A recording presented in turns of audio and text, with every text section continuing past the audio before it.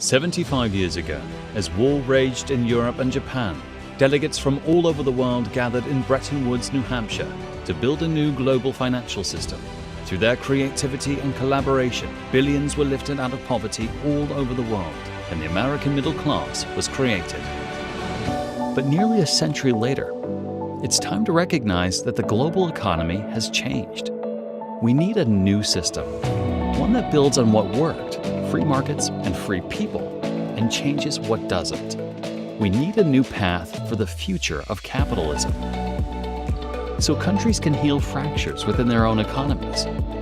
From excessive inequality to job loss from technology, we need to win the race for the future of money. The rise of digital currencies, the long-term health of the euro and the dollar. We need to harness all the tools of economic statecraft, from using sanctions and trade policy wisely to reining in financial crime. Most of all, we need to remember what they knew in 1945. Economics, finance, and foreign policy are all part of the same story. This is a time to restore and rebuild America's collaborative economic leadership. This is a time for geoeconomics. Good morning. I'm Fred Kemp, President and CEO of the Atlantic Council. I'm talking to you from the Atlantic Council's headquarters in Washington, D.C., to our in-person audience here and to our global audience around the world. It's my pleasure to welcome you today for this special event, Debating the Dollar, Who Wants It, Who Doesn't, and What Comes Next, presented by our Geoeconomics Center. Now, why is this event special? And it's not just because it's the holiday season when we all think about money and its worth. We are about to launch major new research on the dollar, and I'll get to that in a moment. It's special today because it also marks the 3-year anniversary of the Geoeconomics Center. I know it seems to all of us it's been around a lot longer because it's achieved so much. And it's the 2-year anniversary of the Center's Economic Statecraft Initiative. Several years ago, when we at the Atlantic Council set out to create the Center, the idea of geoeconomics was not widely understood in Washington or beyond.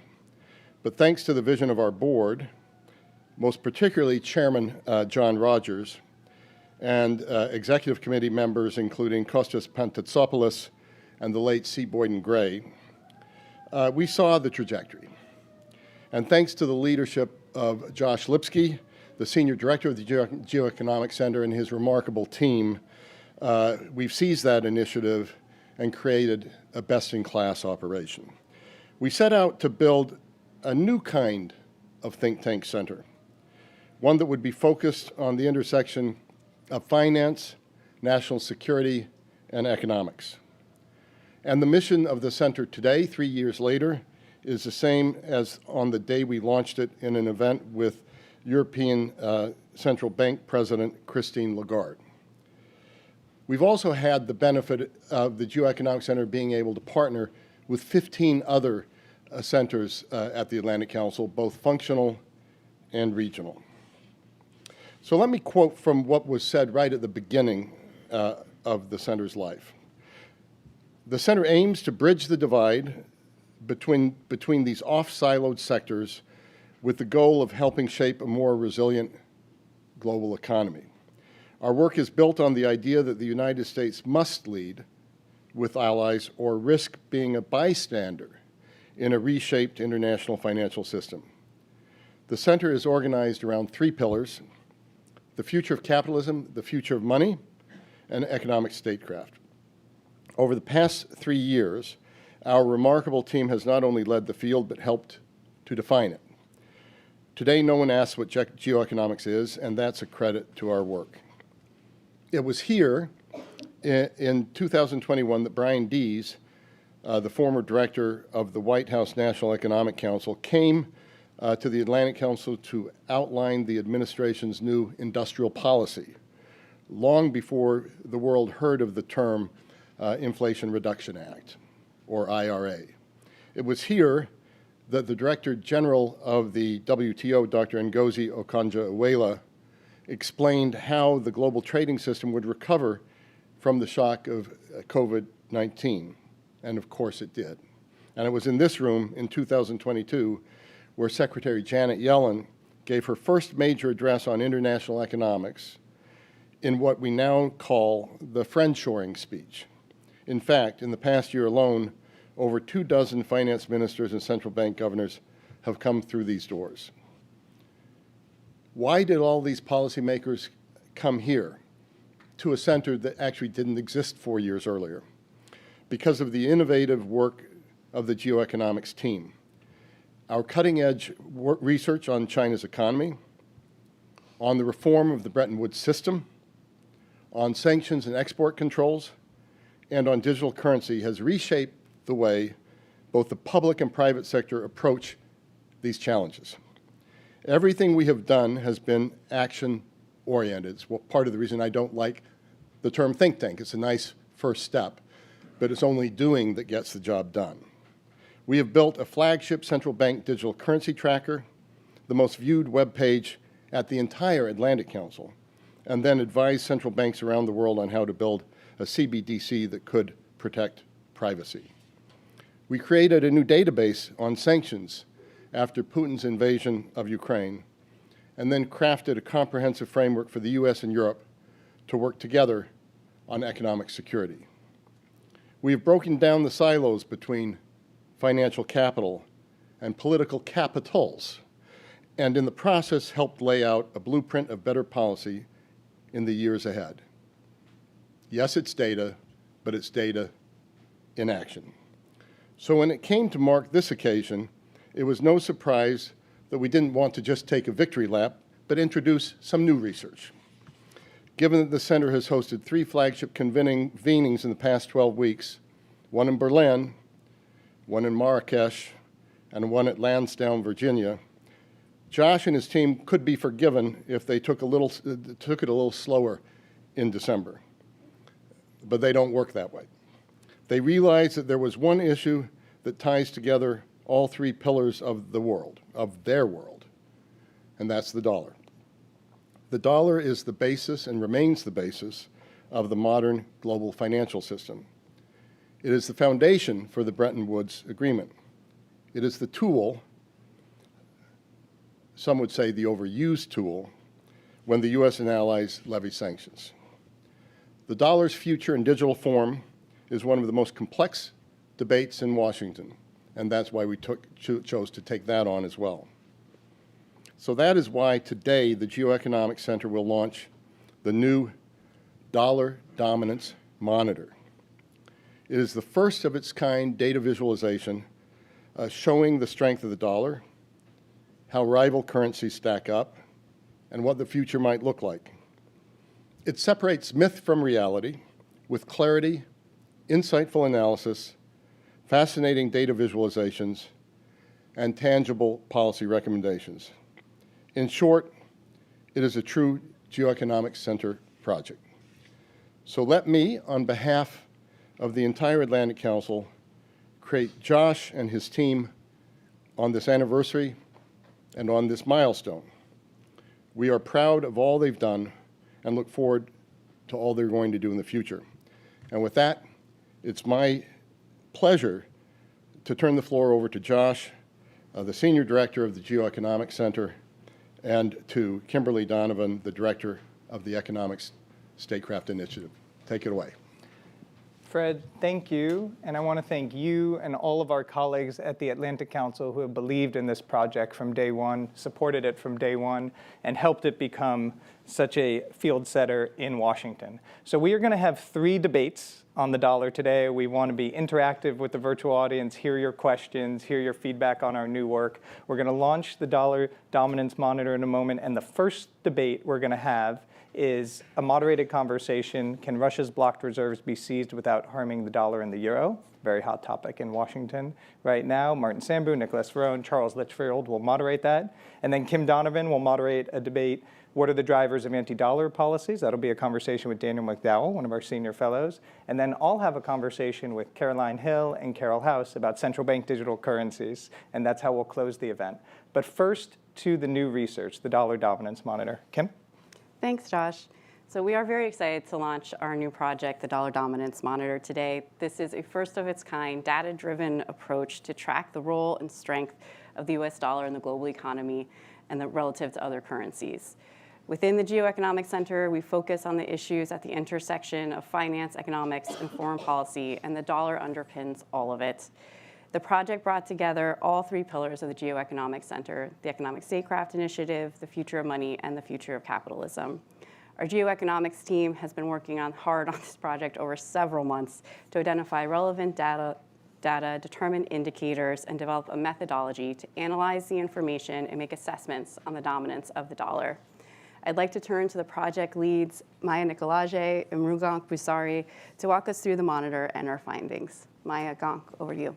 Thanks, Kim. And you're completely correct that the international role of the dollar is deeply entrenched in our work at Geoeconomics Center. And that's because so much of international debt is denominated in dollars. The US government can take on a lot of it at fairly lowered interest rates, because so much of international trade is conducted in dollars and so much of value is stored in dollars. The US government can sanction and impose financial sanctions on it. And the future of money is all about technological innovations and what happens to the dollar in the next 10, 15, 20 years. But in the last 2 years, it's really taken on a life of its own. Isn't that right, Maya? Right. So right after Russia's invasion of Ukraine, financial sanctions were imposed against Russia at a scale never seen before against a global power. And that really brought this interest in the connection between financial sanctions and the strength of the dollar. And 2 years ago, Gank and I published our first piece on de-dollarization. And it was very popular because people who already knew about this potential connection got interested in again. And ever since we started tracking this, we've been seeing news, right, about a new agreement is being signed between two governments to trade in national currencies, or another bank-joined Chinese payment system. And every time we see this news, usually they are followed by analysis that are very alarmist about the role of the dollar. So with this project, we want to take all these developments that are very recent and put it in the context of what we already know about dollar dominance. And our first visualization actually shows us that, if you want to walk us through it. Maya, that's right. The broad takeaway from this tracker is that the dollar dominance remains strong. And we have a lot of indicators in this tracker, and we welcome all of you to please check it out. But these are the three indicators that we believe really give you a broad overview. And those are reserves, invoicing, and forex transactions.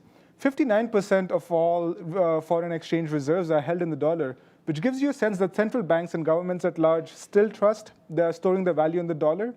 And this is the one that I find really interesting, Maya, on export invoicing. Only about 12% of global trade involves the United States, but 54% of all foreign trade is invoiced in the dollar, which is a lot. And 88%, so this number refers to how almost 9 out of every 10 foreign exchange or currency transactions involves the dollar. That's huge, Maya, because that gives you a sense of how deeply entrenched the dollar is in the international financial networks. And building on top of this, what we know is that even though the dollar is dominant, that does not mean that it will stay that way forever. Right, and before we go into that, we can also basically use this visualization to compare the share of the dollar in trade and reserves to the share of other currencies as well. So our audience can also sort of use that functionality. But as Gank mentioned, we acknowledge that obviously the dollar is a dominant currency, but also we do see that there are some countries that are increasingly interested in the use of national currencies. And BRICS stands out to us as a group of countries doing that. So that's Brazil, Russia, India, China, and South Africa. And over the past couple of years, they've been coming up with so-called anti-dollar policies or initiatives. They have come up with an idea of launching their own BRICS common currency. That has not happened yet, and we will be monitoring it. But in the meantime, we identified Chinese yuan as the only alternative to the dollar that BRICS could use for international trade. And we decided to track indicators for seeing how well China is internationalizing the yuan and whether China is succeeding in putting in place its or exporting its financial or payment system to the BRICS and the rest of the world. So our audience can see here, the swap lines and SIPs, or the membership of SIPs, are the two indicators we chose to track. And we know that these are very technical terms, so which is why we have provided explanations of why we chose this and what is the importance of that. But before we go into our next section, though, I wanted to ask about the BRICS, because you mentioned a couple of times to me that BRICS is not all members of BRICS are exploring new ways, or to explore any ways to reduce its own reliance on the dollar, renminbi in international finance. And so instead, it has actually, you have to see this in the context of geostrategic competition between India and China. The government has actively told firms to not join SIPs, banks to not join SIPs, and for firms to not transact in the dollar, in yuan. And what it has done instead is try to internationalize the rupee in a limited degree in the region in South Asia, and also with large commodity partners, trade partners, such as Saudi Arabia, the UAE. But what it has learned, Maya, is that it's not really easy to internationalize your currency if you want to do it. And this is what we refer to as the sources of currency power.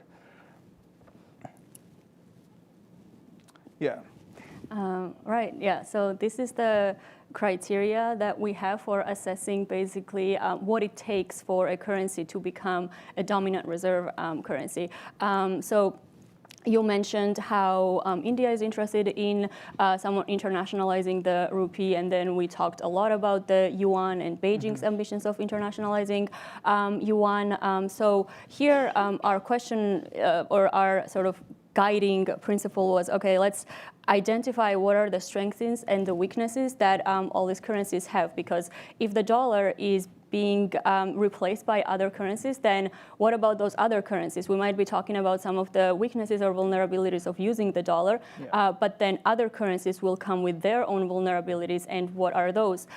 So what we're doing here is take major currencies. Obviously we have the dollar and the euro and pound, but then also BRICS currencies, because they have been using their currencies in trade, and then evaluate them against the criteria we've identified.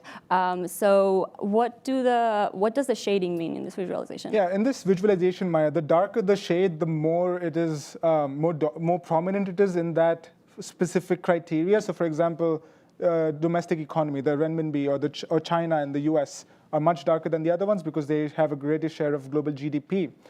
And our methodology is all available online on this tracker. We welcome everyone to check it out and give us feedback. But two countries or two currencies that I really want to point out is the US dollar and the renminbi. And the reason is that if you look at the dollar, it's very dark on almost all of those indicators, and which means that in the short to medium term, just simple inertia or network effects will keep the dollar dominance strong. And the renminbi, on the other hand, is very light, especially on convertibility of currency, and also the share of currency or use of currency as a peg. This does not mean that the renminbi cannot internationalize. What it means is that they will have to look at a different way or a different path of internationalization. And that's what we were talking about above in the swap lines and SIPs and other techniques and other financial architecture. Right, and just to look further into these currencies and how they compare to the dollar, we have even more visualizations if you want to talk about this ones. So over here we have more information about the data we've presented up top on reserves, on forex transactions, on debt securities and banking liabilities. So it's really more details and more information on different currencies. We have percentage data, aggregate data. You can play around with the data yourself. And yeah, so that is the tracker. Thank you. Okay, so we played with this website and all of our interactive visualizations for the past, I believe, 7 minutes. And 7 months. Yeah. Everybody watching us right now is welcome to go to Atlantic Council Dollar Dominance Monitor and check out these visualizations by themselves while learning about the dollar dominance. And we would like to thank everyone at the Atlantic Council who helped us to this day, and the media, editorial, digital teams of the council, and entire geoeconomics team. So with that, back to you, Josh and Kim. Well, Maya Ganga, I want to thank you. I want to thank you for leading this project, because it is such a core geoeconomics project, as Fred said at the beginning. What we've done here is taken a debate in Washington. People want to re-dollarize Argentina. People want to de-dollarize China and other countries, and put facts and figures and numbers behind it to show the truth about all of these issues, is that they're nuanced and they're complicated and they take time, and making good policy requires good information, and this is the foundation of that. So we thank you both. Congratulations. We look forward to everyone's feedback on this. So, as Fred said in the beginning, we have had a very busy fall at the Geoeconomics Center. We've hosted 3 flagship conferences. And as we transition to each debate, we're going to show you just a minute or two highlight. And the first is going to be the Transatlantic Forum, which Kim Donovan led. Kim? Thanks, Josh. This past September in Berlin, we hosted the Transatlantic Forum on Geoeconomics in partnership with Atlantic Brooker. We brought together over 250 senior government officials, economic and financial leaders from both sides of the Atlantic to outline a way forward on the use of economic statecraft tools to address national security. In case you missed it, we put together this recap video to highlight the key takeaways and key moments from the day. So check it out.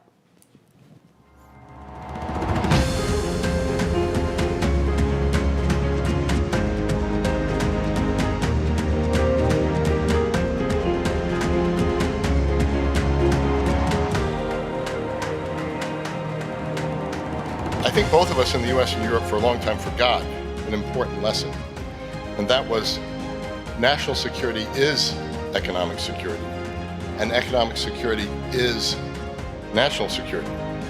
Geoeconomics, the use of economic means to achieve political ends, has gained traction in recent years. And figures show that international conflicts are increasingly being fought on the economic terrain. The economic question alone can't be the political leading question. We have to think about reliance, we have to think about security issues, we have to think about also reinventing the European idea of cooperation in many areas. I think where we've had most impact, it's been when the sanctioning coalition has acted simultaneously based on the same analysis. Really the strength of what we are doing in many regards. Also oil price cap, I think, is an excellent example. It has been in this unity, it has been in this cooperation that we have had. What we tried to construct conceptually was an arc, starting with this coercive tools, the coercive measures, and moving to elements of traditional economic thinking, so that by the end of the day, when you think of the sessions and you look at the report I hope you have in your hands that everyone got when they came in, you have a sense that economic statecraft is not negative or positive, but simply the way that governments have to function in this new era. 60 years ago, the Atlantic Council was founded to foster a stronger and robust economic partnership between the world's leading economies in hopes of fostering peace. The world has become accustomed to the use of negative coercive devices more frequently and more potently than we've seen before. But I am struck by the unfortunate reality that 2/3 of the world's population has not joined our sanctions coalition. That geopolitical analysis is then clearly having an impact on our business setup, on our risk decisions, on our capital allocation. I do believe that this, what we are experiencing right now, again, as I said before, is not something for the next 2 or 3 years. It's a new decade. It's a new era. We need to maintain a universal set of guardrails against a shift away from rules-based international economic relation towards perhaps something which is going to be much more akin to power-based international economic relations. The WTO recognizes that not all trade is fair necessarily, and we are allowed trade defense instruments.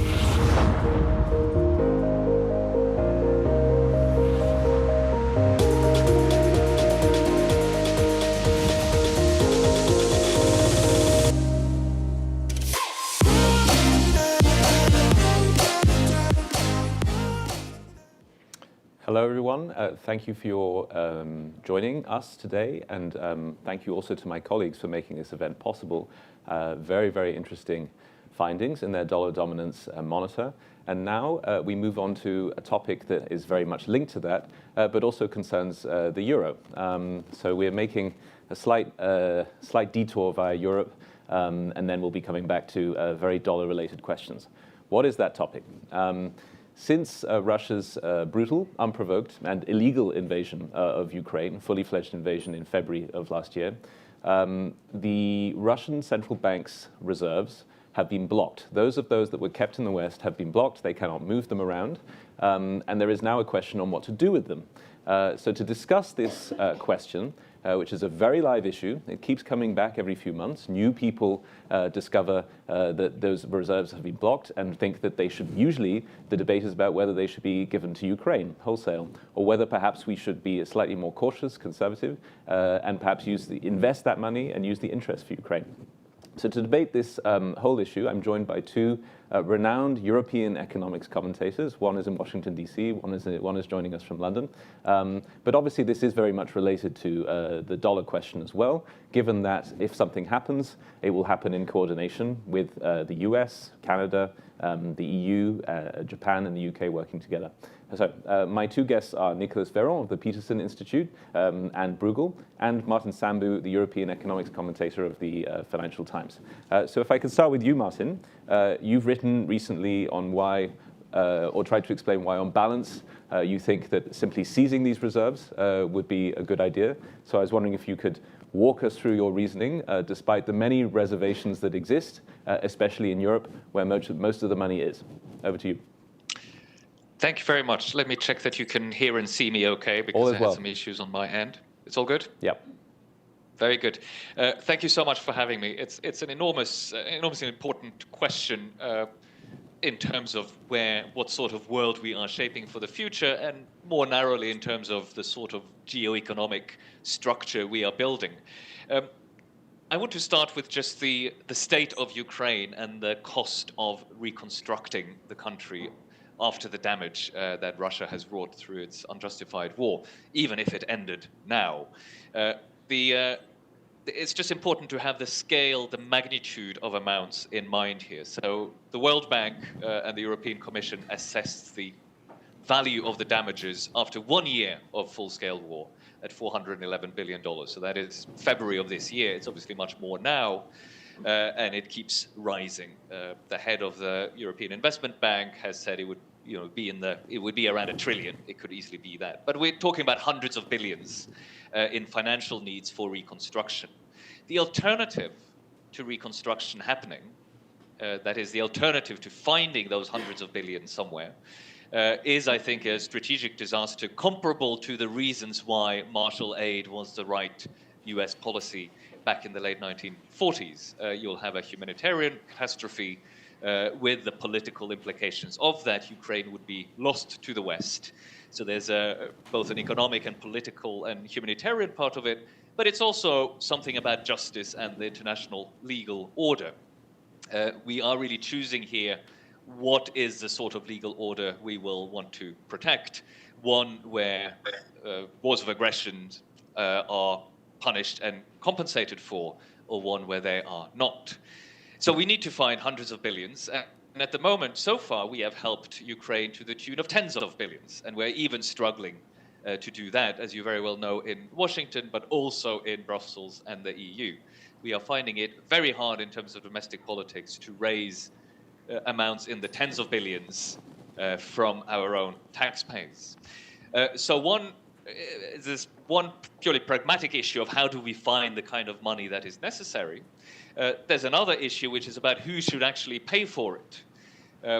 So, of course, the West could pay for Ukraine reconstruction. We could find $1 trillion, right? That's $1 trillion is 2% of annual Western GDP.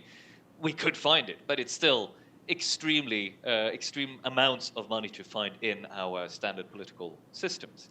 But who should pay? Well, there is no doubt that Russia is in grave violation of international law, perhaps some of the worst since 1945.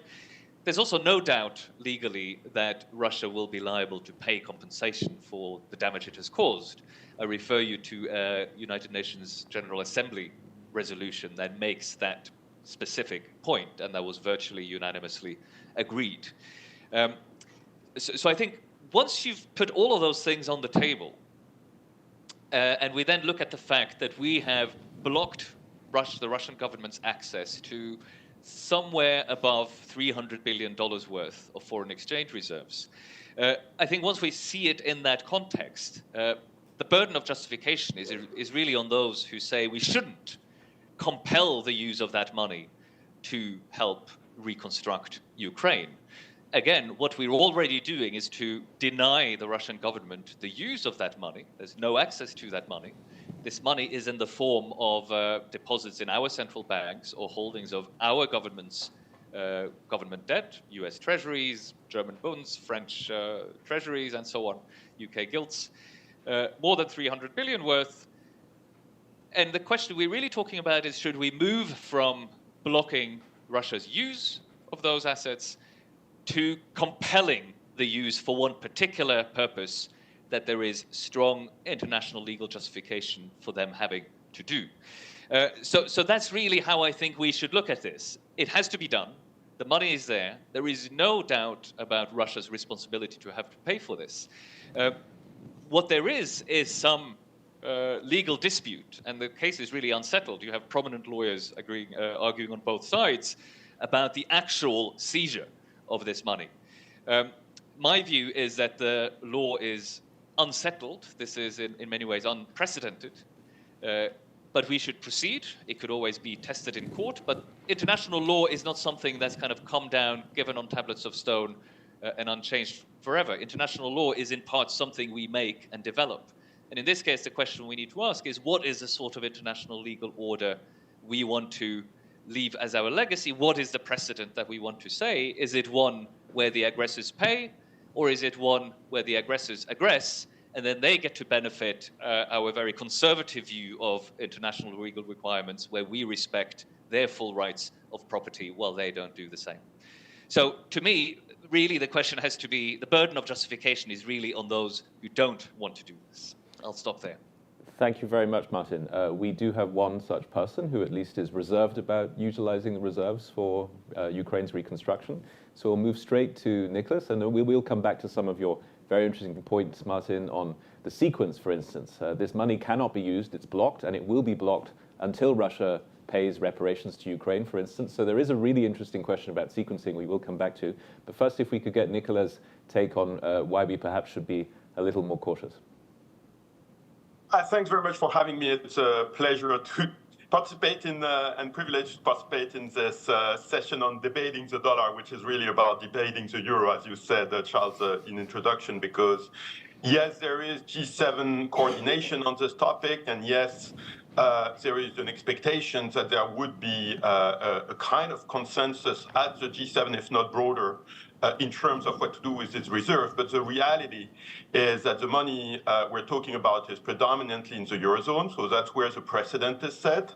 And also there are quirks, which are not just legal niceties, but are important in the nature of the precedent that is set, which means that action taken in the Eurozone does not have a mechanical read across to action taken or not taken in other jurisdictions like the dollar. So I think it's important to understand that the debate we're having now is really about the reserves in the Eurozone, the only ones on which there is transparency because of the disclosures made by and around Euroclear, and the ones where the majority of the immobilized Russian reserve assets lie.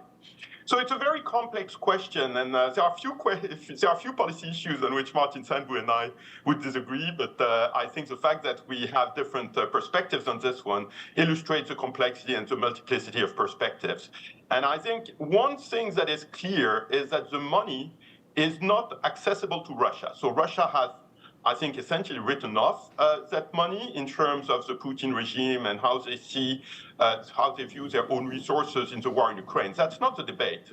They're not going to regain access to this pot of money. We're talking about around 300 billion, of which around 200 are Euroclear, as long, certainly, as the Putin regime is in place and as the situation is going on as we have it now. That's not where the choices are. And the choices are not either on legal niceties.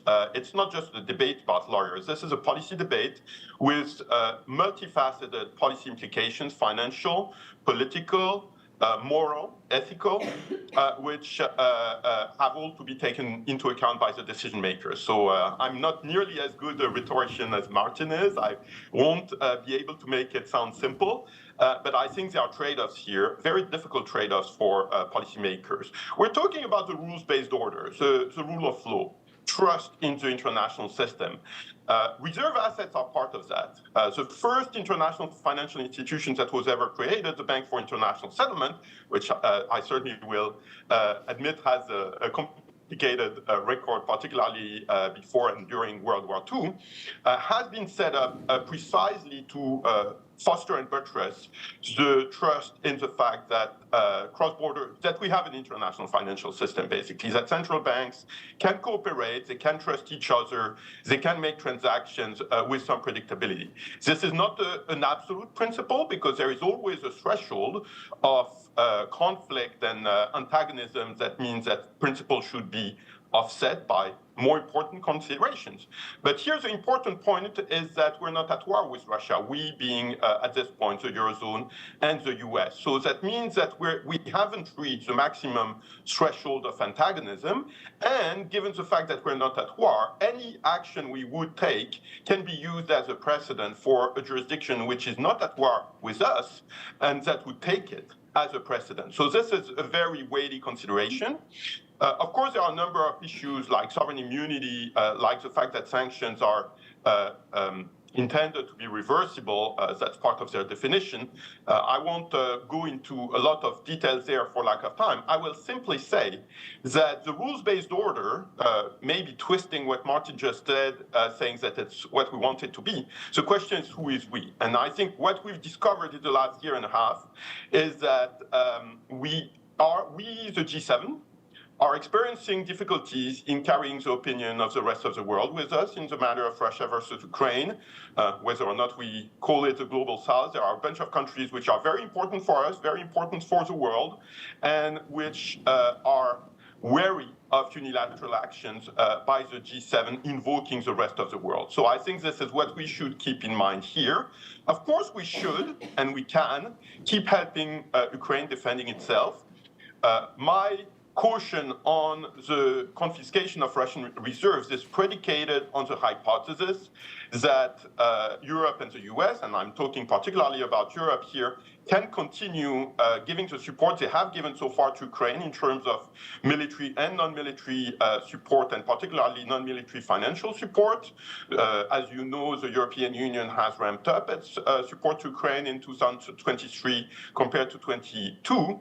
And I expect it to continue going in that direction in the future. If that was not the case, then we should look for Plan B.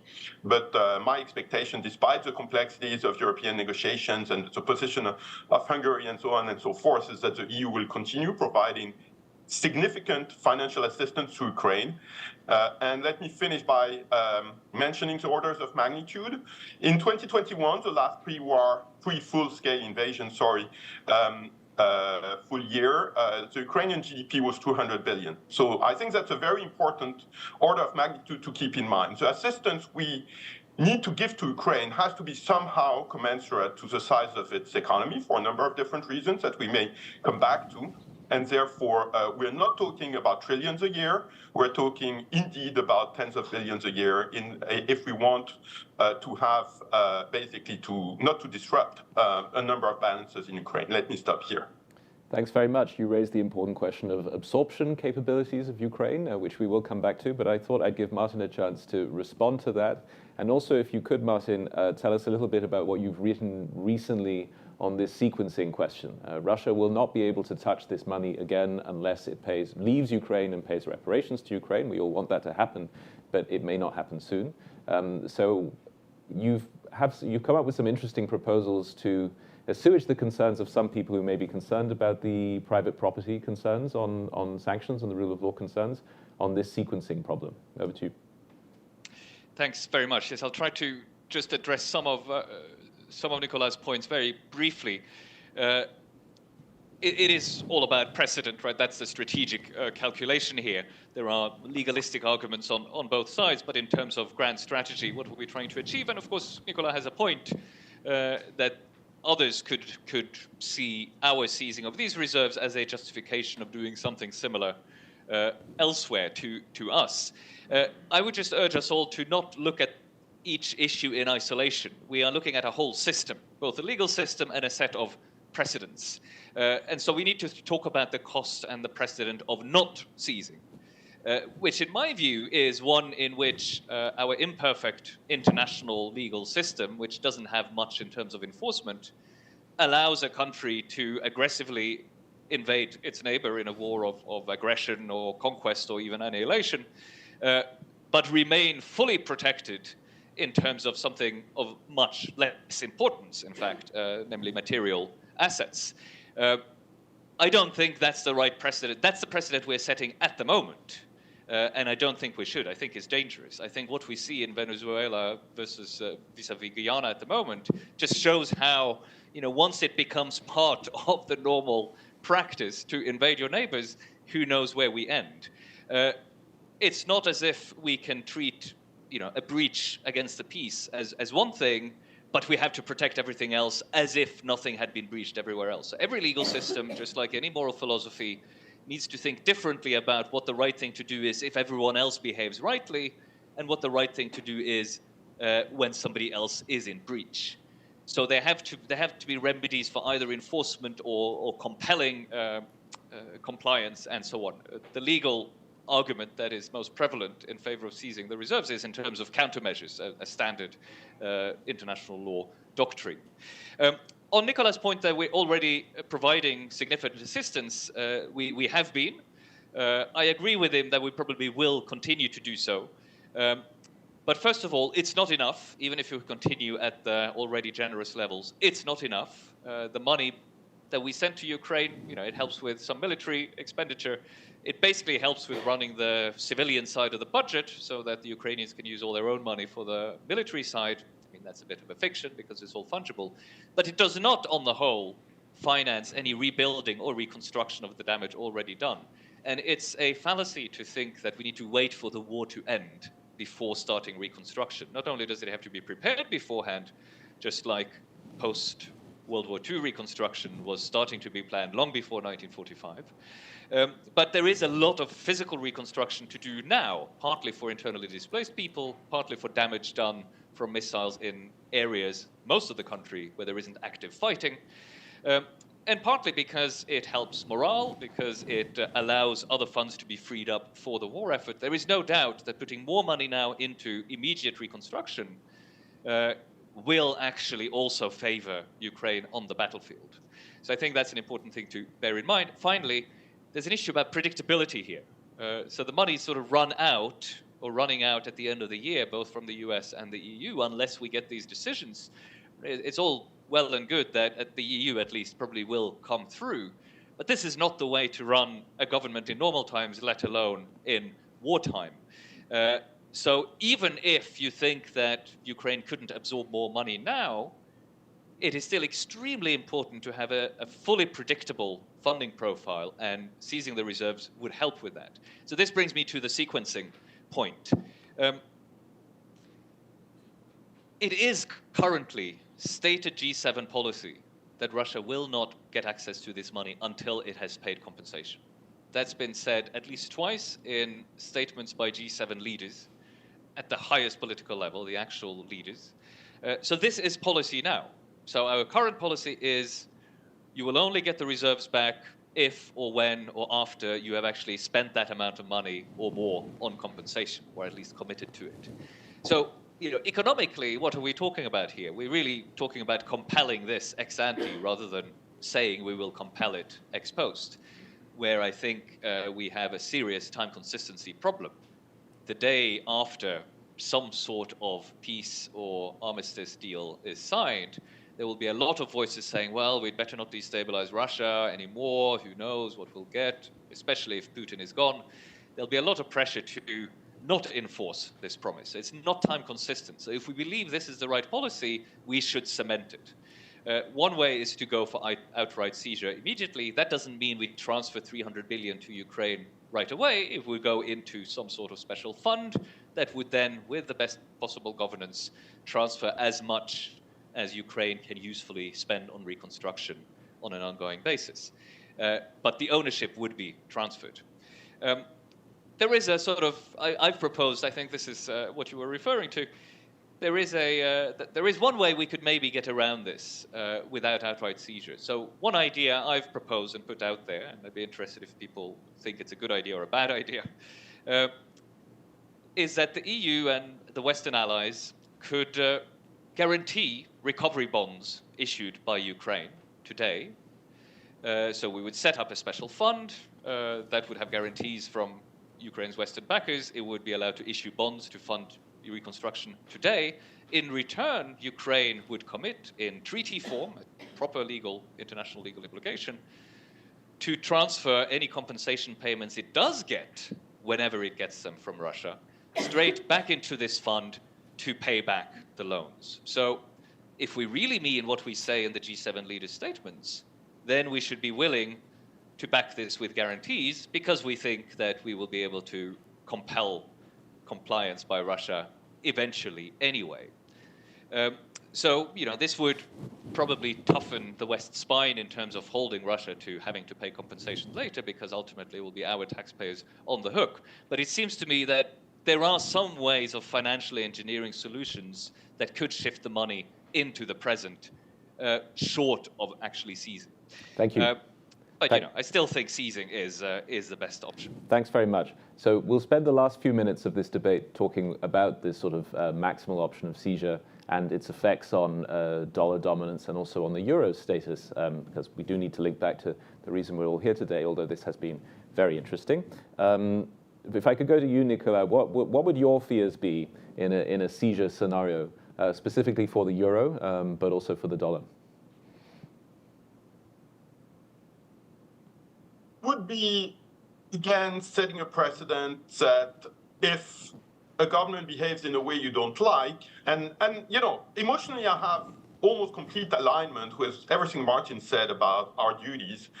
But when I take a cold step back and look at it in terms of how it is viewed from a number of places around the world, this is just, we disagree with Russia, but not to the point that we would be at war with them, and we punish them in a certain way for our political disagreement. Again, not my perspective, but the description, which I think is broadly fair, of how it's portrayed in a number of third countries around the world.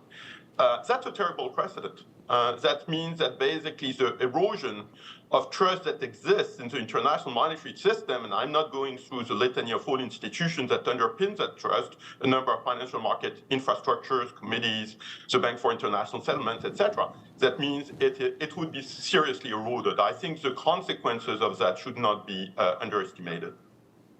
Thank you. Martin, do you have any sympathy with that point of view? I have some sympathy with that point of view, that this may be the consequence. I think that it's incumbent on us to actually work it out and to actually say, well, what would the concrete consequences would be? Because, we're talking about loss of trust, okay, but in actual concrete terms in the financial markets, what are we looking at? I don't see a sort of sudden flight from the dollar or the euro.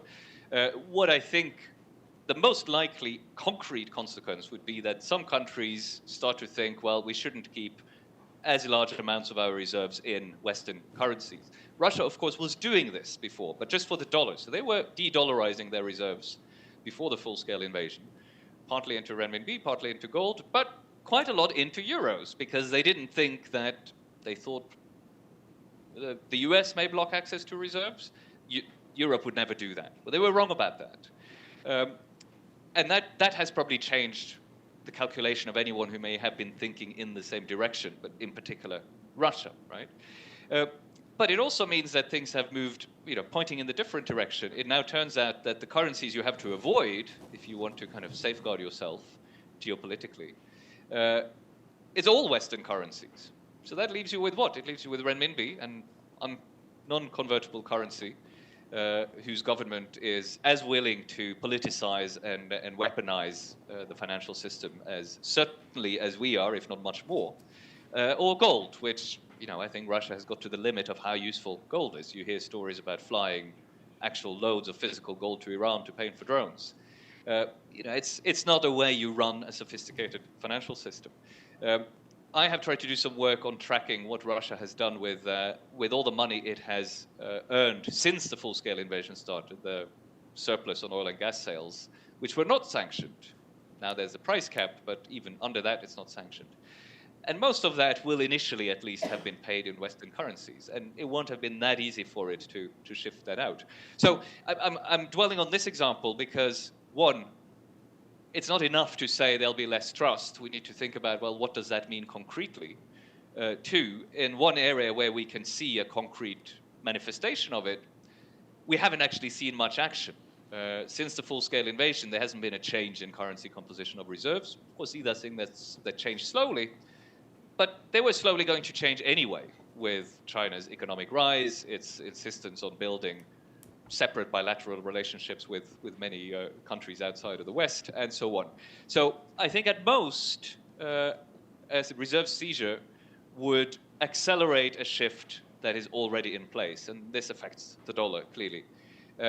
But a shift that, if it happens, would have been inevitable in any case. It might have taken slightly longer, but it's not really something that we should have expected. And you've made all the points that my colleagues Maya and Gunk have made through their dollar dominance monitor as well.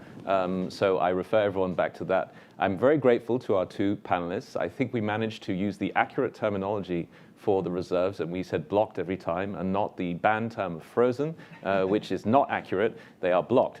So thank you, everyone, for participating in this debate. I think we have managed to touch on all the issues, the sort of more abstract issues that we were trying to deal with today, and also talked about the very important case of helping Ukraine. President Zelensky is in Washington today, and we wish him every success as he talks to people in the administration and in Congress about securing bilateral funding and funding from multilateral institutions. And then obviously we'll keep following this debate on what happens to the reserves, whether they're seized or interest is used.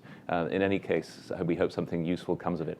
So it is now my pleasure to take you to the second transition video, which will show what we did as a Geoeconomics Center in Marrakesh this year.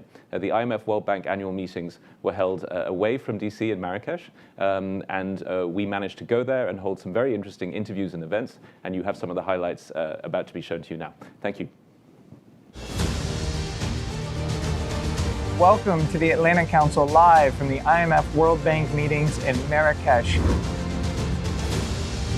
Big themes for the week: state of the global economy, what's going to happen with inflation, the shock of the war in Israel, and the global economy still struggling to recover post-COVID. All of these on the finance ministers' minds as they gather here in Morocco. It's important for us to deliver the message from Ukraine, to show where we are now, and Ukraine macroeconomic situation far better as it was last year. I think this suggestion which came from the US has been accepted, at least an immediate temporary solution. Temporary in the sense that's a solution for now. But how are we going to address this issue is something which in the next presidency, some discussions will happen. We are one of the countries that has made significant progress in terms of resolving the debt issue. When you compare Zambia with many other countries, we came from behind.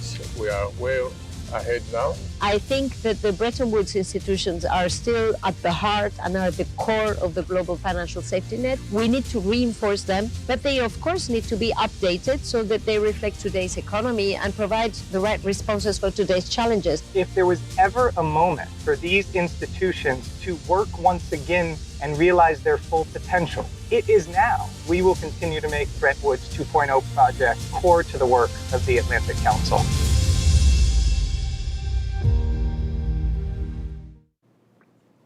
Welcome back, and thank you for joining us.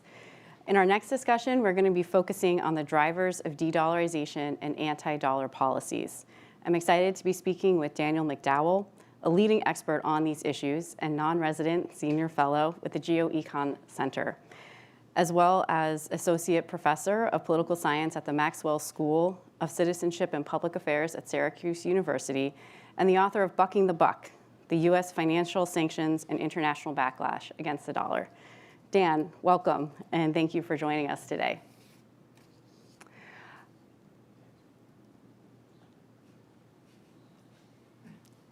Great. So Dan, I think you're muted, so we missed that. But in your research and work, you've demonstrated the link between U.S. sanctions and the rise in anti-dollar policies around the world, which can lead to de-dollarization. I was wondering if you could describe for us what's the difference between anti-dollar policies and de-dollarization and how those two things are related. Yeah, so what I was saying while I was on mute, you think by now I would have learned that trick, was just congratulations to you and the rest of the geoeconomics team on the rollout of the Dollar Dominance Monitor. It's a great resource and one that I will be sure to use frequently. So yeah, good first question. Anti-dollar policies, these are government measures designed to promote the use of currencies or assets other than the dollar for cross-border payments and investment needs. They're attempts at de-dollarization that really signal to us a government's desire to reduce its dependence on the dollar, but they don't always succeed at their stated goal. On the other hand, de-dollarization, that's the intentional reduction of the dollar's role in a nation's cross-border economic activities. So when anti-dollar policies succeed, that's when we observe de-dollarization. You asked about sort of what's driving the policies, and so I think it's a mix of things there. I think a big driver today is geopolitical risk concerns. We've been talking about that a lot this morning so far, and much of that stems from concerns about the United States' increased use of financial sanctions.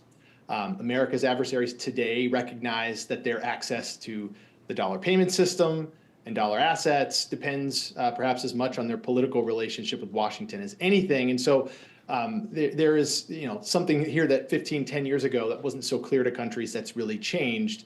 And so it's understandable, I think, that sanctioned countries or those that worry that they might face sanctions in the future, they're looking for ways to limit their vulnerability to U.S. financial coercion. But there are, I think it's important to note, there are some non-political, non-geopolitical considerations as well. Even before those geopolitical risk concerns were, I think, front and center, there was interest in reducing dollar dependence in countries like China, India, and Brazil years ago. And that in part was because of economic considerations, and that dollar dependence in trade settlement and invoicing can have its own economic challenges. And there's been a lot of research in recent years, including a strong dollar can hurt exports if you invoice in dollars.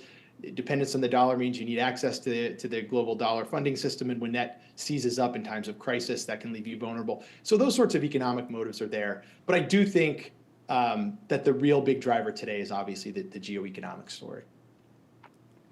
That's great. Yeah, and I mean, I cover a lot of the sanctions-related issues within the economic statecraft initiative. So I'm always interested in how the significant impacts that sanctions can have on a country's potential willingness to pursue anti-dollar policies. And you discussed a little bit about this with China and India, but I was wondering if you could tell us a little bit more if there are different countries that would potentially be more likely to pursue anti-dollar policies or de-dollarization or others, and what that looks like. Yeah, I would sort of put this in three buckets, if that's helpful way to think about it. I think you've got, the first group is the obvious one when we talk about sanctions, and these are the heavily sanctioned countries already. I think in the second bucket, you've got those that are significantly worried about future sanctions. Maybe they haven't been sanctioned yet, or they haven't been heavily sanctioned. And then in the third bucket, you've got the non-aligned countries that maybe want to maintain economic ties with heavily sanctioned countries. So let me walk through each of these just a little more. So the first group, the heavily sanctioned countries, this would include, Russia, Iran, Venezuela, names that have already come up this morning. These countries really don't have much of a choice but to de-dollarize.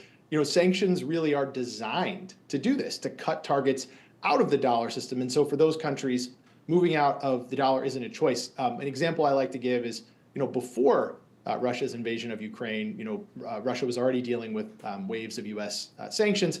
And Putin said publicly in one set of remarks that Russia wasn't ditching the dollar was ditching Russia. And I think that's a really accurate statement and a good way to think about what's going on for those countries. In the next group, though, this is a little different. This is more preemptive. These are countries that are worried about potential Russia-style sanctions in the future. Maybe they face some limited amount of financial sanctions already, or they recognize that their tensions with the United States or their political profile is similar to countries that have been heavily sanctioned already. And so de-dollarization for them is about getting ahead of the curve, right? Preparing for that world where they face significant externally imposed constraints on their access to the dollars. And so here I would say, right, you have countries like China and Turkey. I know we're going to talk more about China later. They want to have contingencies in place. And then briefly last bucket, the non-aligned states, countries like India, I could probably put some Gulf states in here as well, UAE, the Saudis. They might not view their own risk of being sanctioned as particularly high, but they don't want the US to dictate who they can do business with. And so if Russia's sanctioned, well, then we'll look into using the renminbi, or we'll look into alternatives to the dollar so we can conduct our business with those countries. That's a great point. And I would love to go back to your point that you raised about the preparing aspect, because in our research on dollar dominance, we decided to look at the BRICS countries. So Brazil, Russia, India, China, and South Africa. And this group's recently emerged as a potential threat to different multilateral institutions like G10 or G7 and G20. But I was wondering, from your perspective, does the BRICS group pose an actual challenge to dollar dominance? Yeah, this has gotten a lot of attention. I feel like, especially a few months back before the most recent BRICS summit. I don't personally think it's especially useful to think about the BRICS as a coherent anti-dollar bloc. They might be more coherent in certain areas. This isn't one that I view as an area where there's a lot of cohesiveness.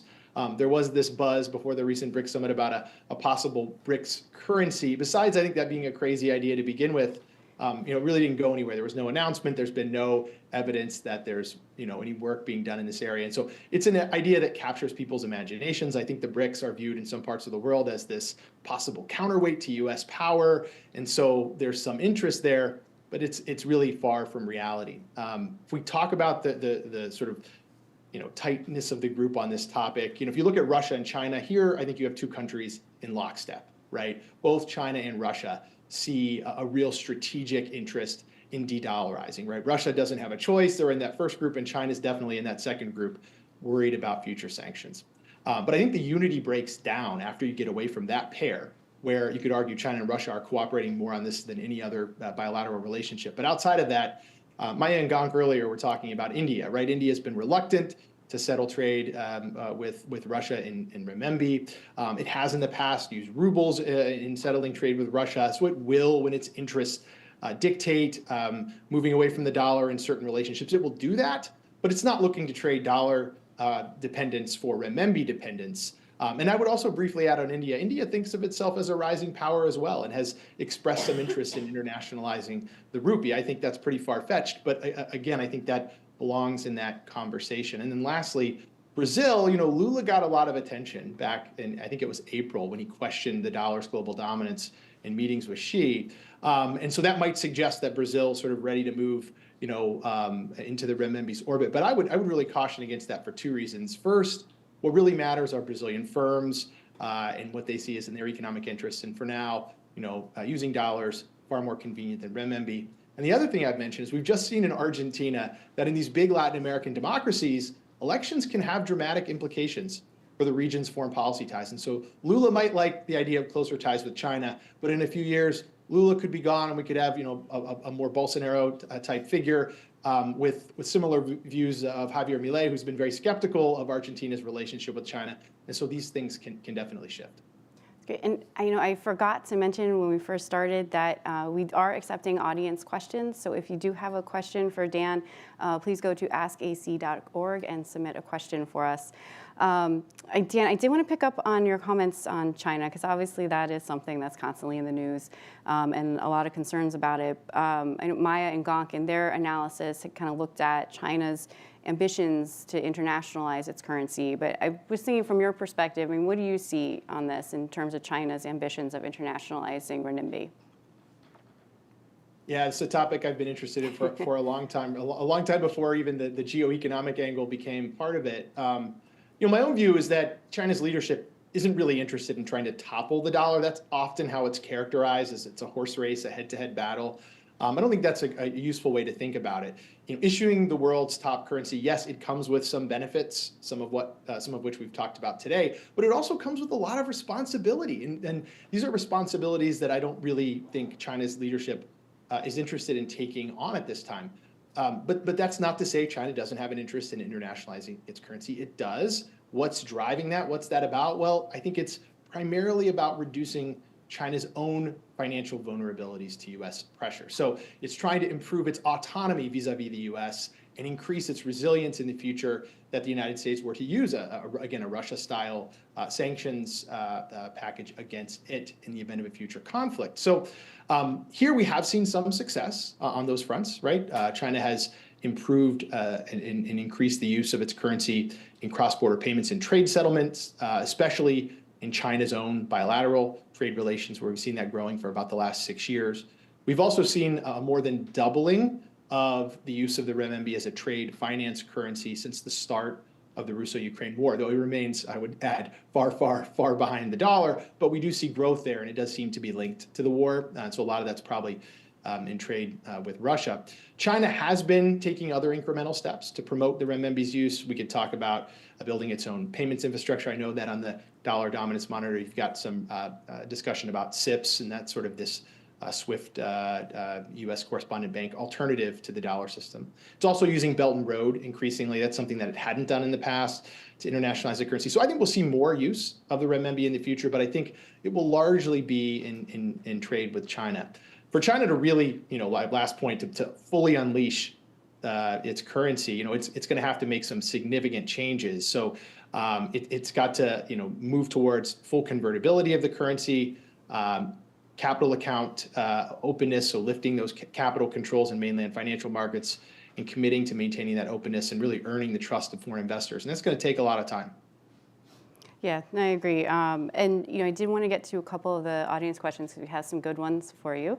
But the first question that we had was, how do we know that efforts to move away from the dollar are in response to U.S. sanctions and not primarily a response to shifts in relative power in the international system, where perhaps financial power features prominently? Yeah, I mean, this is a great question because there are various motives that could be driving countries that are looking to reduce dollar dependence, whether as a reserve asset or, again, in trade and payments. And so you have to try to tease these things out. I worked on my book. That was a real critical part of this, having to take into account economic considerations as well as these geopolitical things. I mean, look, some of these cases are quite obvious because the timing is just so clear. And so here we could look at, in the past, you could look at Russia and immediately, in the quarter following the initial sanctions in 2014 for the annexation of Crimea, you see Russia start to increase its gold reserves. Again, the quarter following significant wave of sanctions in April of 2018 against Russia, you see a significant move, as Martin was talking about earlier, out of the dollar and its reserves into euros and into renminbi. And so, in cases like Russia, it's quite obvious. In other cases, you can try to come up with measures to address either whether a country is sanctioned and look for correlations in the data, risks, measures that proxy for risk of sanctions. So it's not always easy because countries aren't necessarily going to admit what the motives are. And a lot of these data are not publicly released. So it's not an easy task, but I think in some cases it's obvious. In others, we have to just use our best judgment. That's right. Yeah, and I will attest the fact it is not easy to find data to make these assessments. We do have another question, and it's something that you mentioned earlier too, but just China's alternative payment rails and systems that they're developing. And so I thought, what do you think about the rapid growth of SIPs in particular since 2015? And could that challenge the US-dominated payment system in the future? Yeah, so SIPs is fascinating. I really enjoy sort of following the quarterly releases from the PBOC to sort of see how it's growing.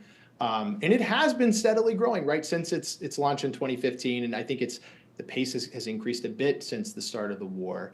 I would note, though, it remains, right, a sizable fraction of the dollar payment system, right, somewhere on the order of a 40th the size in terms of its daily volumes. And so it's still dwarfed greatly by the dollar system, but the growth is there. In terms of the potential long-term threat from that system to dollar payments, I think personally, I kind of think there are a couple of choices here that China has.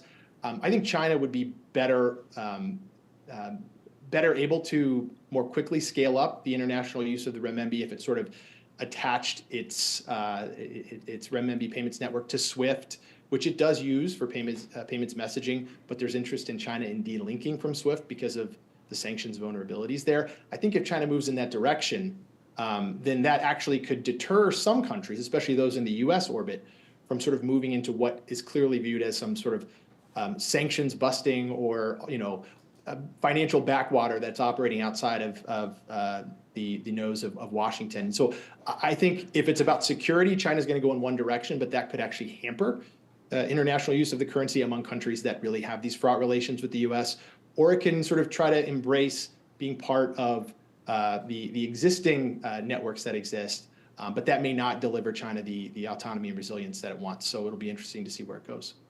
Yeah, it's definitely something we're going to keep a look at because we're also really interested in looking at SWIFT and just with the concept that, there was a big announcement following Russia's invasion of Ukraine that SWIFT, Russia was de-SWIFTed, and that was supposed to be the nuclear option to really clinch down on their ability to transact in the international system. And then since then, we have seen that actually it was more like 10 banks, and there still are several Russian banks connected to SWIFT right now. But just considering that there was such a huge economic and financial response to Russia's invasion of Ukraine, I mean, and that has really kind of spurred the conversation again about de-dollarization and is this really happening? I was wondering from your perspective, how do we know when the dollar is threatened? And what signs should we really be looking out for? Yeah, well, the first thing I would say is we can watch, pay attention to the dollar dominance monitor, right? You guys have done a great service by providing us a great place to go and sort of monitor these things over time. Look, I think Maya and Gonk were right when they sort of presented this earlier, that if we observe the dollar position today across a range of indicators, it remains strong in really every category. So I don't think there's any signs today of concern that the dollar has any great risk of being replaced at the top.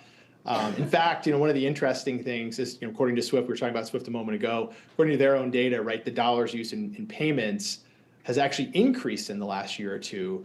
There have been some statistical changes in how it's reported, so I'm not entirely sure how much of that is about the data and how much is real, but it does seem to be at least in part real. So in some ways, dollar dominance has increased. I would just add, just because we're talking about de-dollarization here, one thing I like to really clarify when we have this conversation is that, we can think about de-dollarization not just as a macro phenomenon. I think that's how the press often reports it. And so de-dollarization is synonymous with the dollar losing its top position, right? So to affirm that de-dollarization exists, you have to accept that. But I don't think that's actually the right way to think about it. I think it's better to think about de-dollarization as a country-level phenomenon. There might be pockets of the world where we observe it happening. And at the same time, we can acknowledge that dollar dominance remains steadfast at the global level.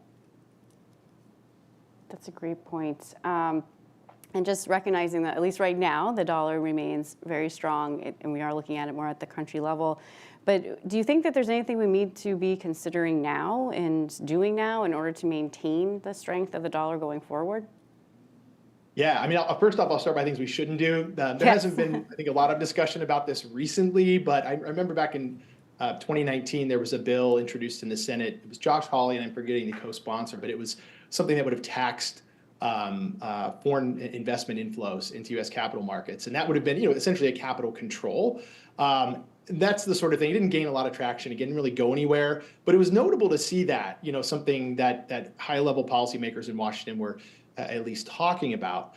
That is the kind of thing that could start to really shake international investors' confidence in the idea that financial markets in the United States are the most open and most liquid in the world if the United States begins to sort of put its thumb on the scale to regulate those flows. And so I would say avoiding missteps like that and probably avoiding even having serious conversations about that sort of thing is going to be helpful for the dollar to maintain its sort of consistent position. The other thing is on the sanctions topic, since we've talked about that a lot today, is really being aware about when and how often we use that tool.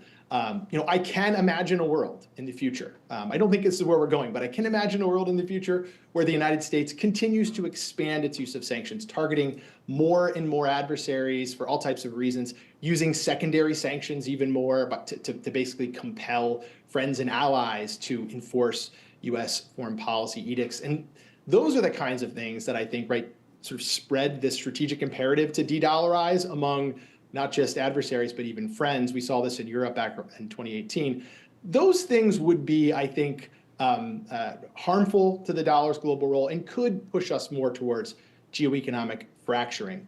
But I do think broadly policymakers in Washington are beginning to sort of wake up to this idea that sanctions perhaps have been overused, and that, yes, it's a powerful tool that we should use when critical U.S. interests are on the line or those of our allies, but maybe it's not the right tool for every occasion.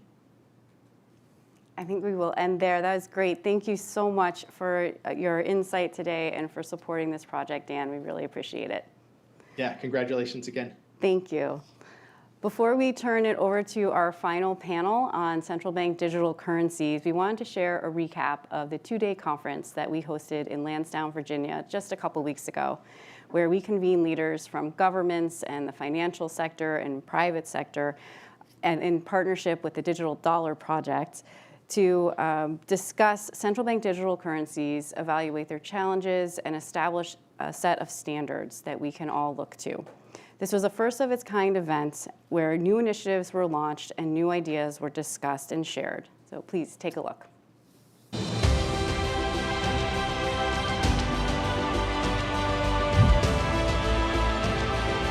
Technological progress increases humankind's appetite for better goods and services. I think about a retail CBDC as a possible new infrastructure. It takes us to new places. We are desperately seeking ways to hold on to the data that's important to us for the context of our lives. Everyone deserves access to an inclusive and sound financial market. Money impacts everything in our lives. Exploring central bank digital currency is a natural question for all public officials to ask. They have a responsibility to plan for the future of money just as much as the private sector does. The question is, can the free world stay ahead of this and protect our critical values, privacy, freedom, liberty, security? We, not just America, we, the free world, owes it to ourselves and owes it to the world to bring an alternative. An alternative where we have standards that we all develop, curate, and agree upon so that we can have a plethora of competitive products that are out there. Given the level of fragmentation, the geopolitical fragmentation that we have seen around the world, that is certainly difficult, but I do think there's an opportunity to actually come together and to agree on improving cross-border payments. No one has a crystal ball here. We don't know what the solution landscape's going to look like over the next few years and certainly in the next 5 to 10. We need to think again in terms of what each different type of asset provides to the public.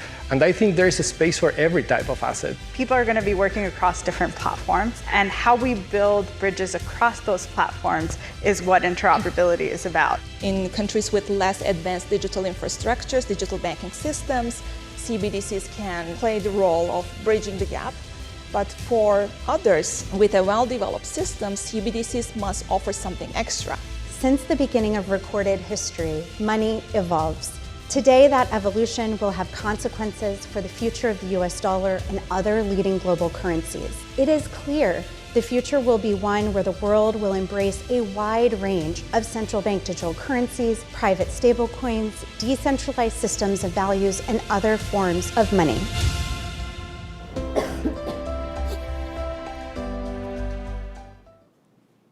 Welcome back for our final debate. We are talking about one of our favorite topics at the Geoeconomics Center, central bank digital currencies, and it's appropriate to end on the future of the dollar. And that's what we're going to be looking at in this conversation. And I am truly pleased to be joined by Caroline Hill, Senior Director, Global Policy at Circle, former senior official, U.S. Treasury, and Carol House, Carol, of course, senior fellow with us at the Atlantic Council Geoeconomics Center and former director of cybersecurity and secure digital innovation, National Security Council at the White House. I think I got it right. Yes. Okay. Caroline. We like long titles. Yeah. No, Carol, Caroline, thank you both so much for being here and helping us conclude this important day, this anniversary of the Geoeconomics Center, the launch of the Dollar Dominance Monitor, with a discussion that I think has been at the heart of something we've tried to bring from the center to Washington and beyond of the dollar is not just a financial instrument, it's not just a technical instrument, it's an instrument of US foreign policy and national security as well. It's all of those things at once. And I want to start with the Federal Reserve, the issuer of the world's reserve currency. Something that we have spent a lot of time thinking about at the center is what Jay Powell has said, not just on central bank digital currency, but on innovation in general is when he made this comment. And Carol, you oversaw a lot of this when you were at the White House. The comment was, it's better to get it right than to be there first. And that makes sense. We understand that from a conservative perspective of issuer of the world's reserve currency stability.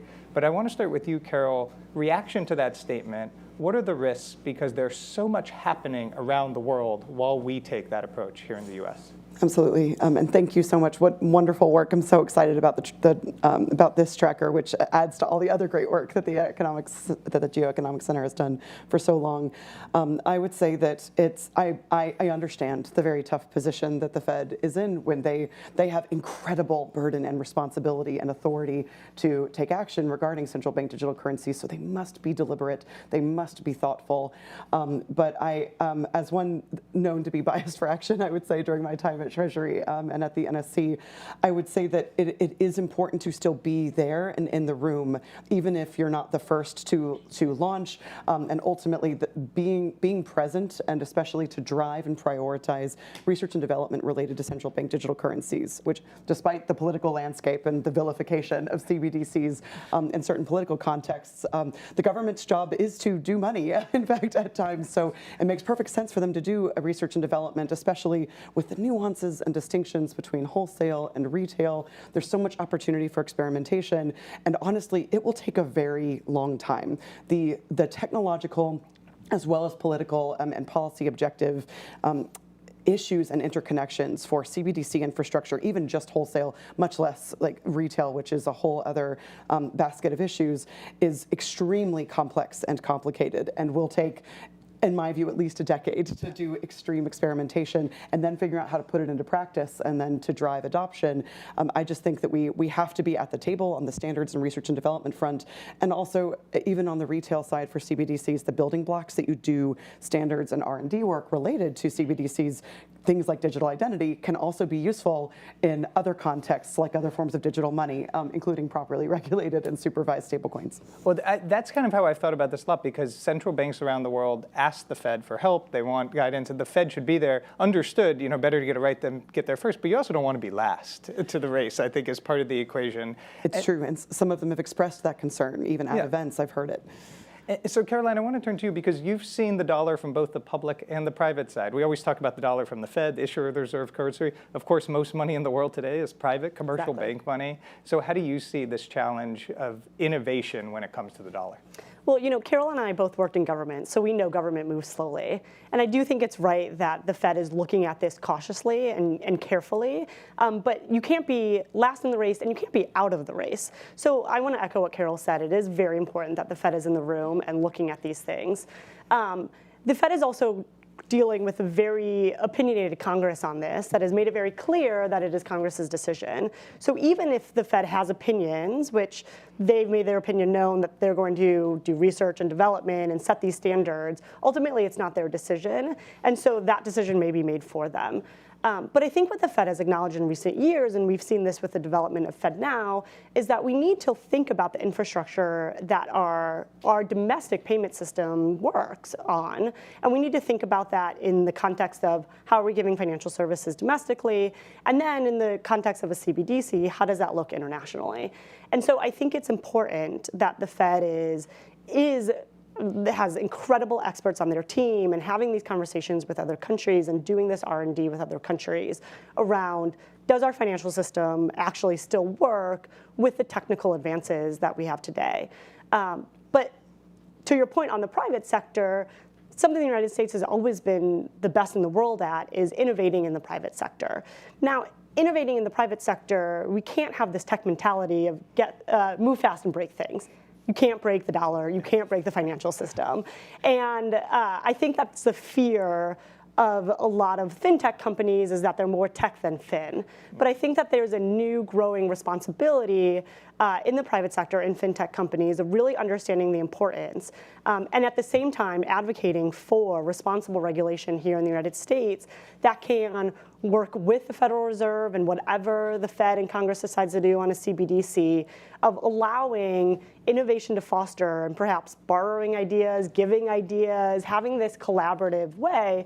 Because as you've noted, money in the United States is not, most money in the United States, most dollars in the world is not issued by the Fed, right? And so there is this private sector aspect to money in the world. And this is where the Fed could provide a model, public-private sector collaboration in a way that I think a lot of countries would be open to learning from them.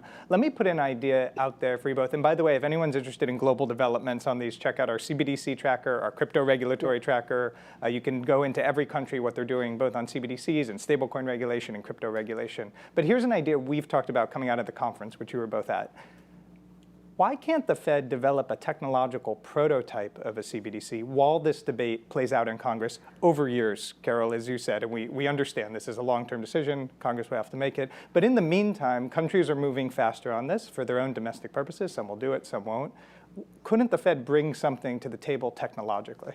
I certainly hope so, and demonstrate, even if we don't end up launching a retail CBDC in the US or for a long time, because I know challenges related to digital identity in this country, and given that Americans have a hard time believing that a national physical ID card is a good idea, driving adoption across the broader US population for a retail CBDC will be very tough. But frankly, like being able to demonstrate to other democracies and emerging nations that are looking for examples and leaders to be able to frame and develop their own modernizing payment systems infrastructure after, it'd be great if we could offer a freedom coin template and say, and this is what the privacy preserving, democracy principle embedded, programmable future of money can look like if you're going to, in fact, pursue a CBDC.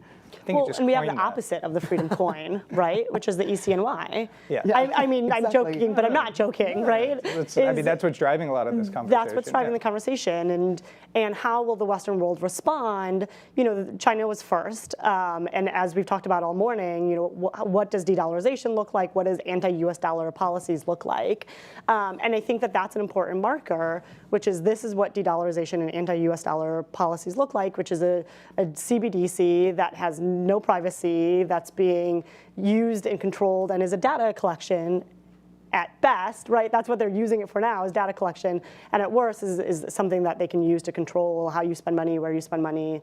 You know, if you're COVID positive, you can't spend money, that sort of thing. And these are legitimate concerns around CBDCs that should be addressed. I think what's always strange to me is we spend a lot of time talking about ECNY in Washington, a lot of time at the Geoeconomics Center talking about ECNY, but a lot less about the ECB, the European Central Bank. I mean, here you have one of the largest central banks of the world moving forward very quickly on a digital euro. To me, this is as significant from a geopolitical and international financial perspective as ECNY, if not more significant. Yeah, I totally agree. I think sometimes there's a refusal to acknowledge that the drive for CBDCs, as well as other desires for alternative payment systems and digitizing money, is not just a driver of de-dollarization, or I'll say less dollarization, because sometimes it's perceived as just saying, oh, well, the U.S. isn't going to be not the premier dollar, but I would say that less dollarization still impacts AML and sanctions frameworks in a very quantitative and quantifiable way. But ultimately, like the fact, looking at this is not just a driver, but also as a symptom of this desire to not be as reliant on just the US dollar, and other nations and currencies want to have a stronger stance and get the same benefits that we do from being the premier global currency. So I do think that overall the ECNY isn't going to replace the dollar, but I could see that providing the ECB and providing under the infrastructure and the positive benefits that can come from immediate digital access and economic stimulus, and providing underlying rails that can promote other economic developments and integration and interoperability with other forms of money. Like if we are not at that table, I could see that people and other nations would trust a democratic principle embedded form of money, like I would expect the ECB to be much more than I would expect the ECY. That's why it could be so influential. Yeah. But there's another player in this, which is dollar-backed stablecoins. I mean, this is what we hear a lot, not just from Circle, but from all the issuers of, well, we already have a digital dollar. This is an argument, we're all having with the Geoeconomics Center. And I don't think there's a right or wrong answer to that question, but do you think there's a difference if you're approaching it from a domestic economy perspective of a CBDC that is dollar because it's Fed or a dollar-backed stablecoin like USDC? I think that the benefit of the Geoeconomics Center, and thank you for founding it 3 years ago. I can't believe how far you've come during a pandemic, only in 3 years. I think the benefit of a conversation like this is at times it feels like the nuance is taken out of all of these conversations around a CBDC, right? For a long time there was only one model, the Fed would only issue a retail CBDC. Well, okay, actually there are a lot of different models, let's talk about this. And I think the same conversation is made with US dollar stablecoins, which is it's either CBDC or US dollar stablecoins. And actually we were really happy to see Chairman Powell address that head on about a year ago and say, actually there's the ability to have both. We could have a Fed-issued CBDC and still have US dollar stablecoins similar to commercial bank deposits and Fed-issued money. And so I think that duality can exist, and I think that there, again, is an important reason why we might still want programmable money and let the Fed kind of continue on a more traditional monetary policy route and issue a wholesale CBDC and let US dollar stablecoins. I think the benefit of US dollar stablecoins, and Carol briefly mentioned this, and I think we'll talk a little bit more, is US regulated US dollar stablecoins comport the same AML CFT practices, comport the same democratic values that we have and are afforded through the US dollar dominance right now. And so in SWIFT and payment systems and being the underlying currency of international trade. And so if there is this idea of, well, let's move away from the US dollar, I think that it benefits the country to look at US dollar stablecoins and see that the trillions of dollars that are already being transacted via US dollar stablecoins, well, let's make sure that those are well regulated and have these, again, kind of US government principles that we want. And again, as you said, it's not either or. And I actually think, the Fed would prefer the kind of model you're talking about, whereas yes, you have a public option and you use it in some use cases and it can be a model for other countries that might use it more, but the majority of money remains private and commercial. But that just seems like a natural ecosystem to get to, but it does require innovation and coordination between the public and private sector. It does, and I agree with you. I don't think the Fed is especially interested in being regulated for AML purposes and providing direct customer accounts, despite some people who feel like Americans will lose your password, you call the Fed. I don't think it's going to happen. I mean, that will be a very exciting new office to build. Yeah. And I don't think traditional financial institutions want the Fed doing that either, right? Exactly. That takes their business away. Right. Exactly. It just doesn't seem like a realistic, practical reality. And so the benefit of stablecoins is that they exist now. There are serious challenges with many of their implementations. Some of that is driven by insufficiency of proper prudential regulation and enforcement of that in the US as well as elsewhere. There's a lot of different types of stablecoins. So depending on the model, if you're integrating a lot of the automation and algorithmic backed stablecoins, a lot of the fun challenges that you have around where do you assert accountability. So the idea of a trusted digital payment system that consumers can really trust and put their faith in, I have a hard time believing that there will ever be something like FDIC insurance for that kind of a mechanism where there is no accountability mechanism for supervisors to come in and go, and that was not a sufficient cybersecurity control, or you didn't have enough reserves in place. So ultimately, figuring out what accountability looks like in this ecosystem, especially for more decentralized models, with centralized models where there are entities that accept that accountability, it's where we need supervision to ensure that they're meeting those obligations, and that's something that we've had a very hard time doing, despite it being kind of the low-hanging fruit for legislative action in the U.S. Yeah, I mean, this to me seems like where action has to happen, and next year the world is going to pass the U.S. by, and we're the world's reserve currency, everything's fine approach to me just may not play out well over the long term. Can play out in the short and medium term, but will have damaging repercussions in the long term. We want people to engage, so please put questions in askac.org. We have about 10 minutes left, and I want to talk about cross-border. You've both brought up sanctions AML-CFT, the Fed is more engaged here. There's a project out of the New York Fed. This is Project CEDAR, where they do cross-border wholesale CBDC testing. And everyone who wants to distinguish between wholesale and retail, again, our CBDC tracker, I won't go too far in the weeds, but bank-to-bank transfers of CBDC versus retail transactions, how you or I would use it day to day. And there seems to be a lot more engagement here. Is that because the Fed and Treasury and the administration is worried about how these technologies can undercut sanctions and the way the dollar is used in national security?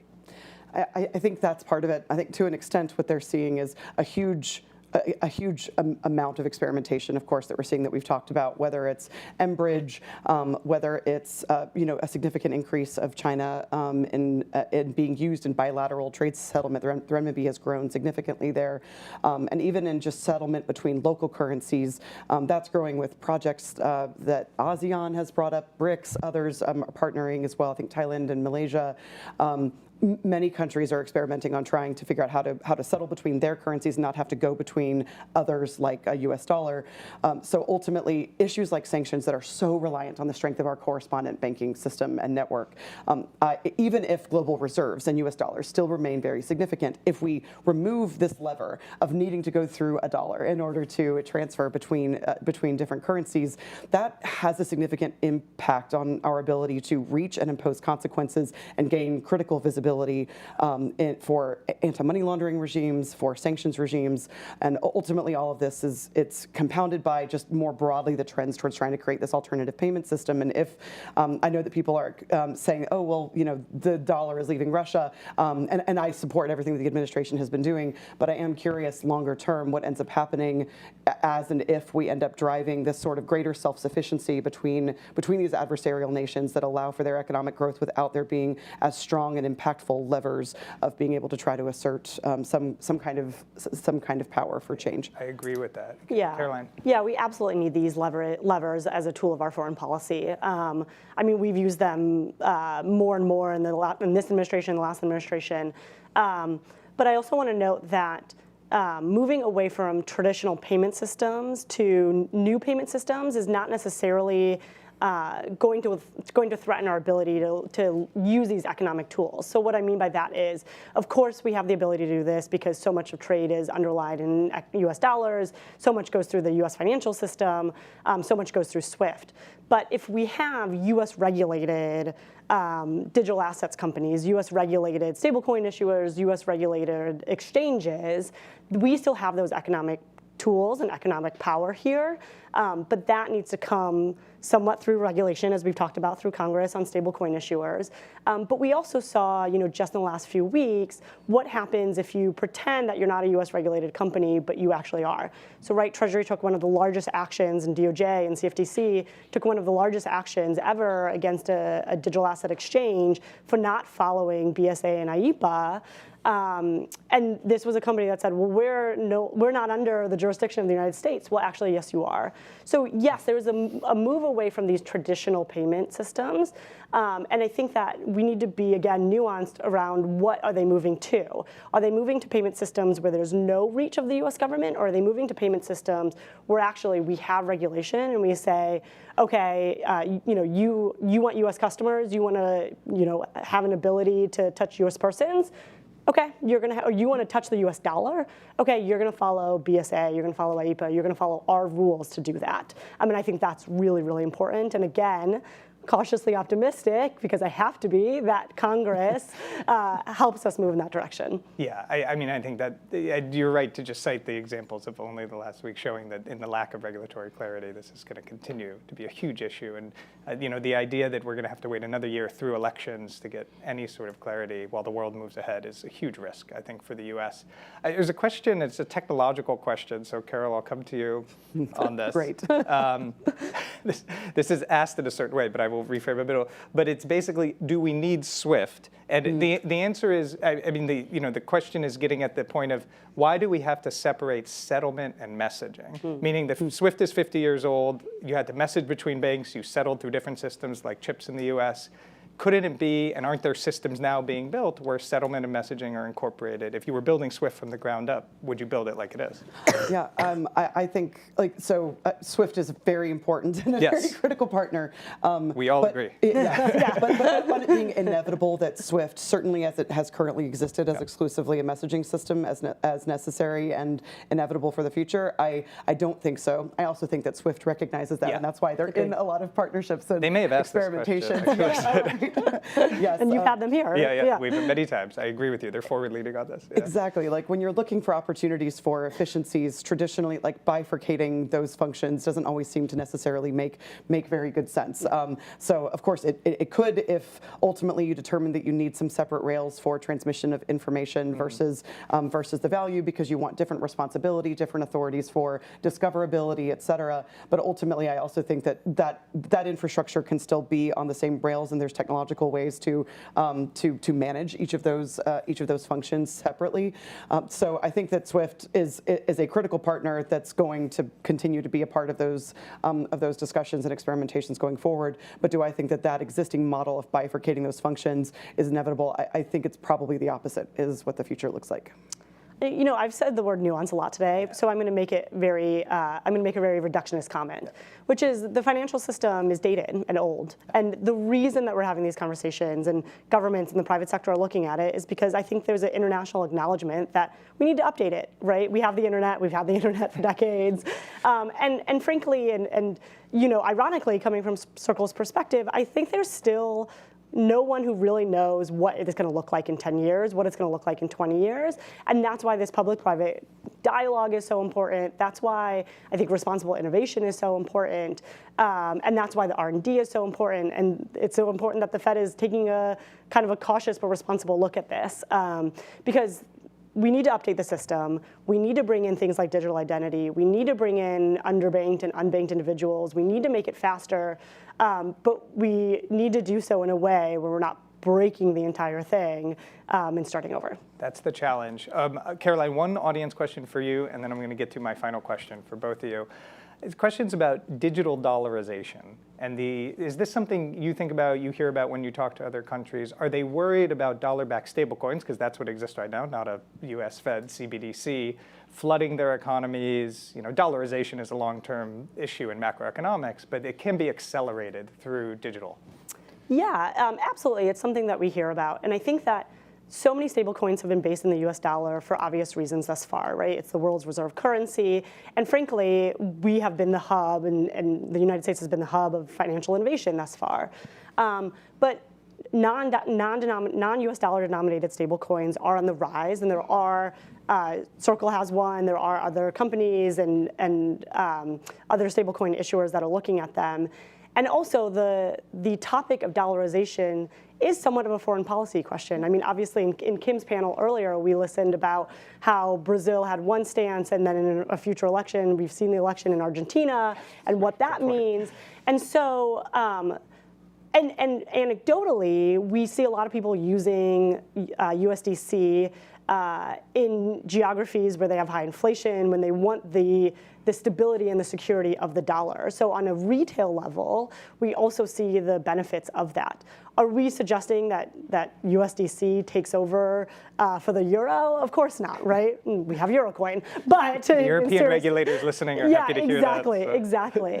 You know, that is what a stablecoin is. It's not a replacement, but it's just a digital representation of currencies that are already out there, and it's not meant to usurp monetary policy, and it's not meant to you know, have an entire world operating in US dollars, but it is meant to give optionality and provide efficiencies in the system that aren't very efficient.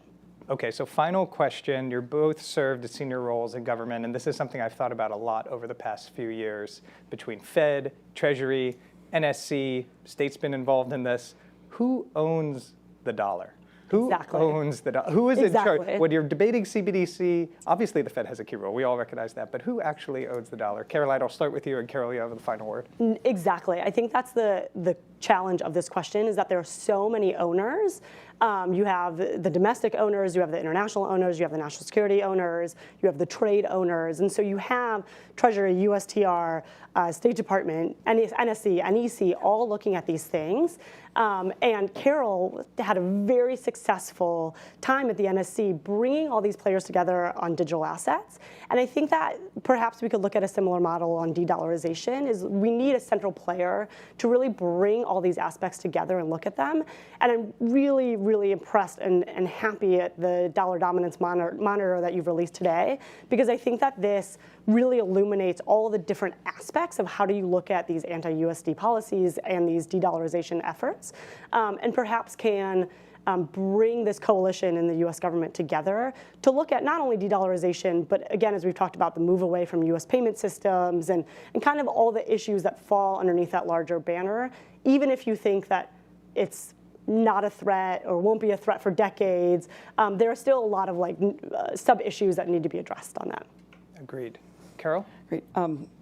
Sitting in probably the most important moment of geostrategic competition since World War II that we've seen, I think we've recognized the fact that huge decisions around economic and tech policy, both of which have huge implications with a CBDC and with the future of digitizing money and dollars, these are not decisions that can be made by technocrats in one specific agency or one part of government, and not just government. The public is a huge stakeholder inside of this ecosystem. Part of why I think we are so public with information about the dollar, why trackers like what you're publishing and not just making available to agencies is also a critical marker of. So I think that, and thank you for a reference to the Interagency Policy Committee that the White House stood up. I think that marking the fact that it's with urgency and prioritization that the president directed research and development related to a CBDC, as well as creating an interagency policy committee across R&D authorities, defense authorities, Treasury, NatSec, law enforcement, everyone all coming together, and the White House needing to have a broader view of not just technology, not just national security, consumer protection, and driving access, and all the other objectives that they're currently pursuing on decentralizing the financial system. The decisions are made. It's the entire country really owns the dollar. And ultimately why the decision to issue a CBDC will come from Congress, which will also have a long tail and time to be able to help inform Congress enough to feel comfortable to make that decision. Another reason why the Fed needs to surge its experimentation, and excited about many of the efforts that they have currently underway. I think that is such a good note to end on. The entire country owns the dollar, and that's right. That's right, and that's why it's so difficult, but we have to make progress on it. Carol, Caroline, thank you both so much. Thank you, Josh. I want to thank everyone for joining us today. And in closing, I want to take us back 3 years. 3 years ago, a group of people had an idea. And the idea was simply this, that for a long time in Washington and in the United States, we had a luxury. And the luxury was being able to separate our economic thinking and our national security thinking. We could pursue trade policies and other economic policies without overthinking their implications on national security and foreign policy. Similarly, national security and foreign policy professionals didn't have to obsess over issues about inflation and foreign exchange reserves. That is no longer true in the United States. This is not a new idea. This is an idea that was actually core to the founding of the Bretton Woods institutions, that economic and national security policy making are intertwined. It is also not an idea that is foreign to most countries around the world. That is how they operate every day. Ask policymakers in China if they understand what geoeconomics is. They understand it intrinsically. We forgot it in the United States, and we are rediscovering it. But we have to rediscover it in the right way, in the way that brings together the US and its allies in the best of our traditions. So that is the purpose of the Geoeconomics Center. That is what we will continue to do.